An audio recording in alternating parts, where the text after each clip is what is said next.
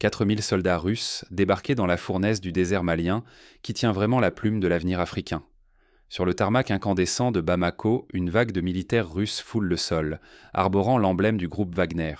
Officiellement instructeurs, ils arrivent en réalité en force, inaugurant un déploiement spectaculaire qui tient plus de la conquête que de la coopération. Rien ici ne rappelle une opération antiterroriste ordinaire. La présence russe rompt radicalement avec les anciennes interventions occidentales. C'est une déclaration d'ambition géopolitique, la volonté de réécrire les règles là où la France et les États-Unis pensaient encore imposer leur tempo. La fulgurance de Wagner bouleverse les équilibres. Les réactions fusent. Washington promet une vigilance accrue. Paris fustige une ère de mercenariat. Mais derrière ces postures, l'inquiétude grandit dans les chancelleries. La carte du pouvoir vient de basculer et le Sahel s'impose comme le nouveau front d'une rivalité mondiale. Pour la première fois depuis des décennies, la région n'est plus spectatrice mais actrice principale. L'enjeu ? L'or, l'uranium, le lithium, ces trésors qui alimentent le XXIe siècle. Qui s'en emparera décidera de la sécurité, de l'économie mondiale et du rapport de force entre continents. Ignorer ce pivot historique, c'est rater l'instant où l'Afrique cesse d'être un échiquier pour devenir l'arbitre de sa propre histoire. Désormais, chaque choix, chaque alliance peut redistribuer les cartes bien au-delà du désert malien. Mais derrière la démonstration de force, un autre jeu s'installe, plus subtil, plus dangereux. Depuis Bamako jusqu'aux mines reculées, la tension monte. Quels acteurs oseront franchir la ligne rouge ? Sous le sable brûlant du Sahel, rien n'est jamais effacé. Ici, la poussière garde la mémoire des ambitions. Chaque acteur venu chercher sa part laisse une empreinte, chaque départ bouleverse la carte invisible du pouvoir. Longtemps, le Sahel fut l'arrière-cour de la France, puis le décor d'opérations occidentales vite oubliées. Mais ce temps s'achève. Les troupes françaises s'en vont, les Américains réduisent la voilure. Un vide se creuse, sécuritaire, politique, et nul ne sait qui osera vraiment le combler. Ce vide attire les prédateurs. La Russie arrive non seulement avec des soldats, mais aussi des promesses d'accords, de contrats et une force militaire inédite. D'autres puissances avancent masquées. La Chine investit discrètement, les États du Golfe tissent des liens économiques, tandis que les Occidentaux tentent de conserver un accès aux ressources critiques. Le jeu a changé. Le Sahel s'impose désormais comme le carrefour des ressources vitales du XXIe siècle. Or, uranium, lithium, pétrole, terres rares, sous ces vastes étendues arides reposent les trésors qui alimentent la technologie mondiale. Les enjeux dépassent la sphère militaire ou politique. Ils touchent à l'économie planétaire. Prenons l'exemple de l'uranium nigérien. Depuis plus de 50 ans, Areva, aujourd'hui Orano, extrait ce métal, crucial pour l'énergie nucléaire française. La France, ainsi, éclaire une partie de ses maisons grâce à l'uranium du Niger. Aujourd'hui, alors que le Niger réévalue ses alliances, des acteurs russes et chinois frappent à la porte, proposant de nouveaux contrats, perturbant un équilibre vieux de plusieurs décennies. Ou encore le lithium malien, nouvel or blanc indispensable pour les batteries électriques. Tesla, BYD, Renault, tous cherchent à sécuriser leur approvisionnement. Les routes du lithium partent désormais du Mali, traversant des territoires instables où chaque convoi devient un enjeu stratégique. Face à cette ruée, de nouveaux visages africains se dressent. Ibrahim Traoré, jeune leader du Burkina Faso, ou encore l'Alliance des États du Sahel, réclament la rupture. Ils promettent l'émancipation, la souveraineté, un contrôle africain sur les ressources, quitte à briser les anciens pactes et à affronter des risques inédits. Mais derrière contrats et déclarations, la réalité reste brutale. Les populations veulent la sécurité, une protection tangible, pas seulement des mots ou des soldats de passage. Leur loyauté va à ceux qui tiennent leurs promesses sur le terrain, peu importe leur drapeau. Pour illustrer, souvenons-nous des villages du nord du Burkina Faso qui, pendant des mois, n'ont vu ni armée régulière ni rebelles, mais seulement des miliciens autoproclamés, changeant d'allégeance selon les circonstances.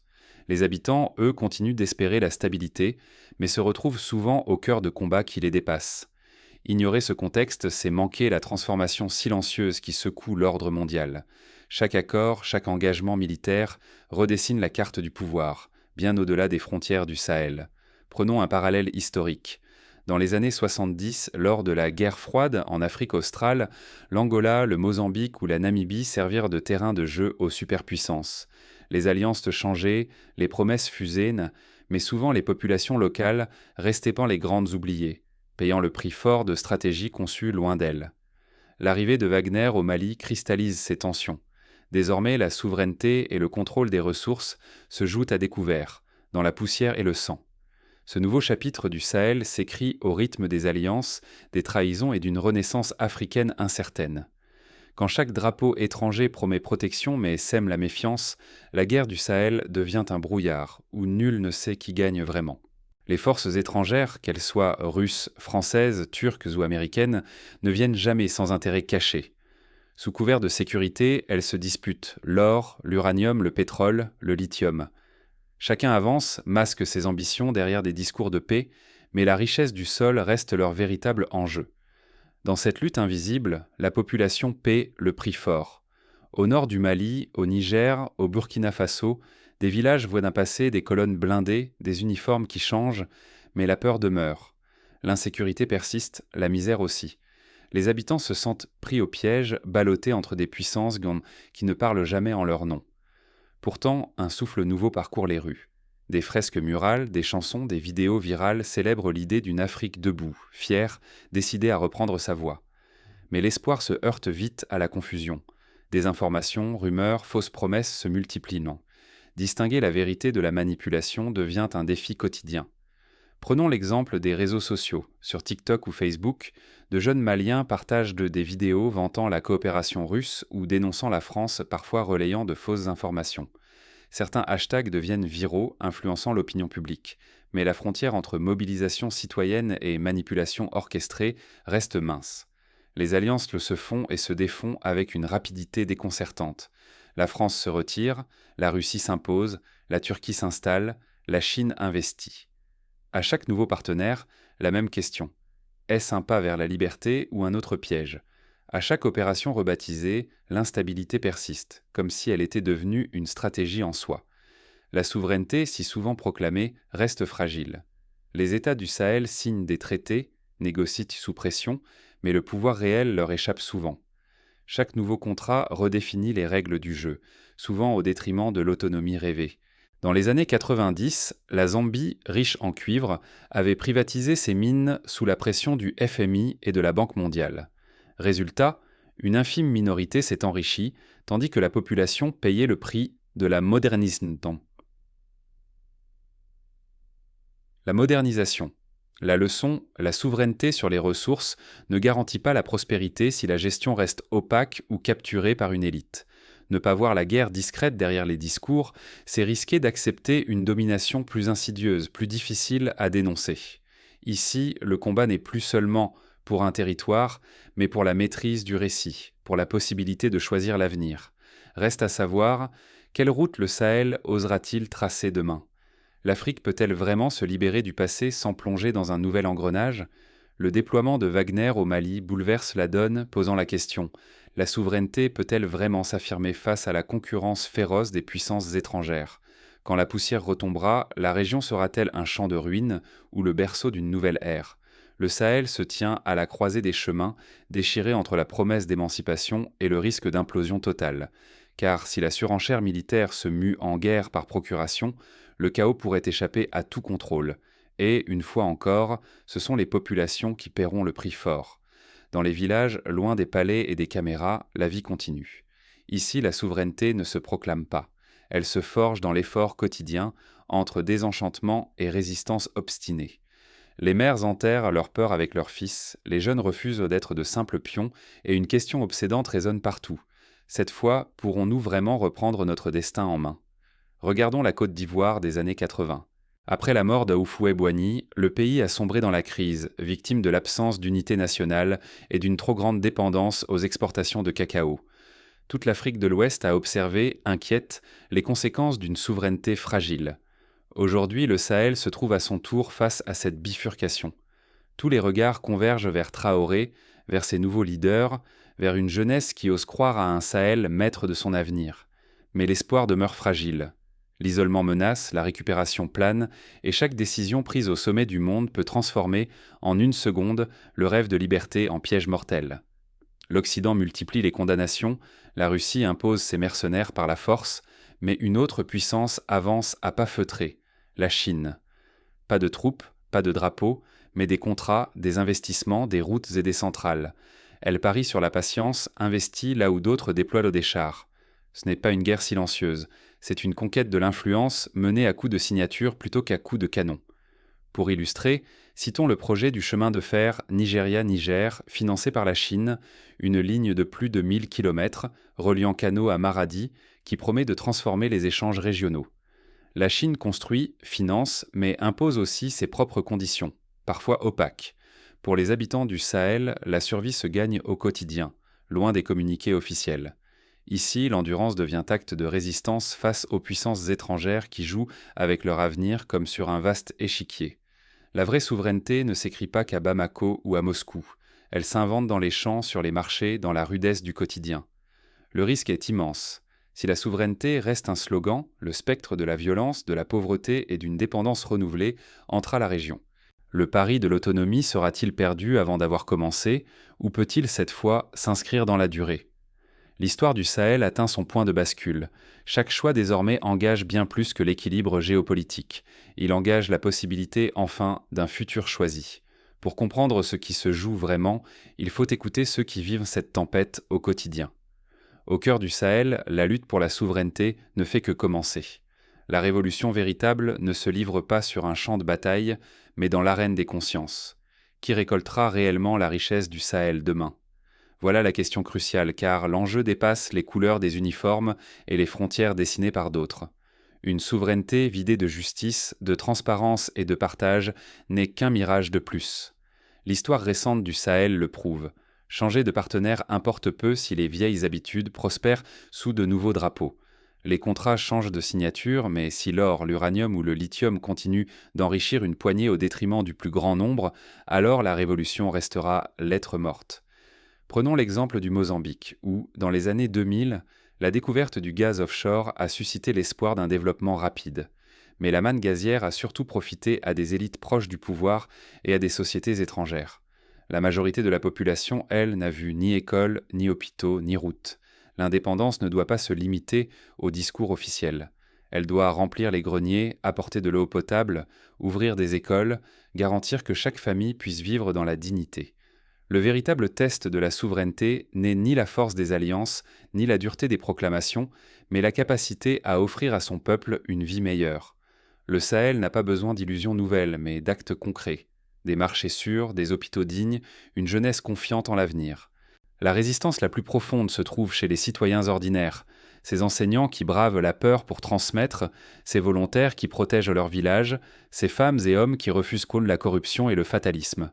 Ce sont eux les véritables gardiens de la dignité, bien plus que n'importe quelle force étrangère en uniforme. Aujourd'hui, le vrai choix n'oppose pas l'Est à l'Ouest. Il oppose la dépendance à la dignité.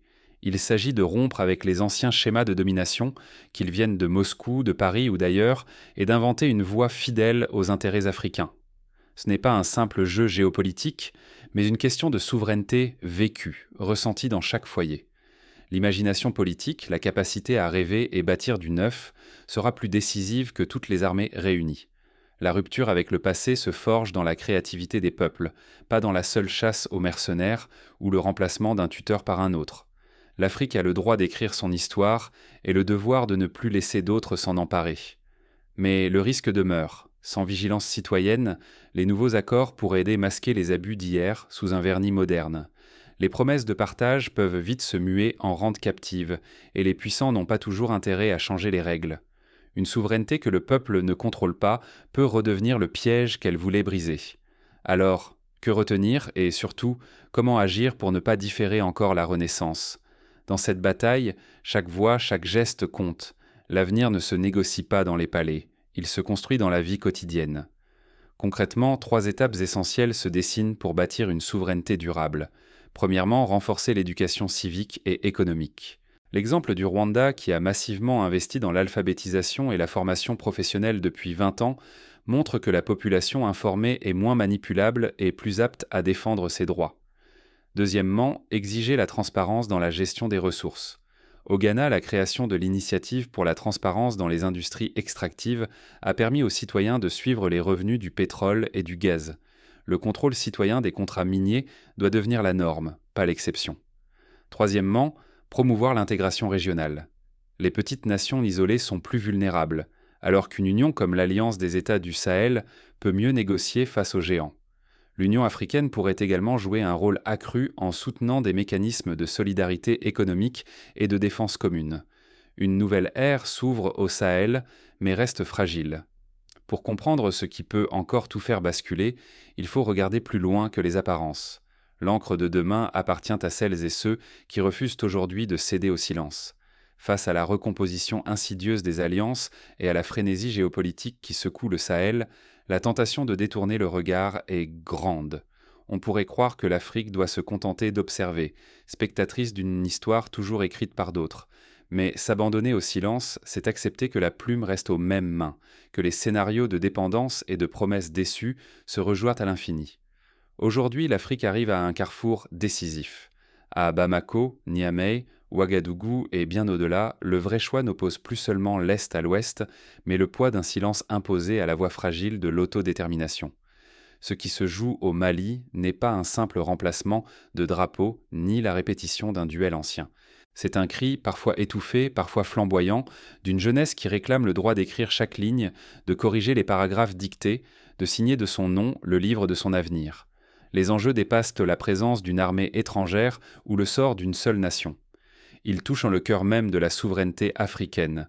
Choisir ses partenaires, contrôler ses richesses, protéger ses terres et surtout rêver pour soi-même. Ce sont l'or, l'uranium, le lithium, mais aussi la dignité, la capacité d'agir et l'espoir d'une renaissance. Nul ne peut prédire où mènera cette bataille silencieuse, ni garantir que les alliances du moment ne deviendront pas les regrets de demain. Mais une certitude demeure. Chaque voix qui s'élève, chaque regard lucide, chaque vérité partagée pose une pierre sur le chemin de l'émancipation. L'Afrique n'est pas condamnée à rejouer sans cesse le même passé. Sa trajectoire dépend de celles et ceux qui osent s'informer, débattre, questionner, même dans l'incertitude. Car l'histoire s'écrit au cœur du tumulte, dans la collision des consciences éveillées. À vous qui écoutez, partagez, refusez le silence. Vous façonnez ce basculement. La souveraineté n'est ni un slogan ni une frontière, mais un processus fragile et irréversible que seule la vigilance citoyenne peut fortifier. L'enjeu n'est pas de choisir un camp étranger, mais d'exiger qu'enfin l'Afrique puisse choisir le sien. Soutenir l'autodétermination, c'est empêcher que d'autres écrivent le récit à sa place. C'est affirmer chaque jour que la liberté de demain se forge dans la parole libre d'aujourd'hui. Ne laissez pas ce débat s'éteindre. Parlez-en autour de vous. Diffusez ces analyses. Encouragez le dialogue. Tant que le silence est rompu, l'avenir reste ouvert et la plume, enfin, peut changer de main.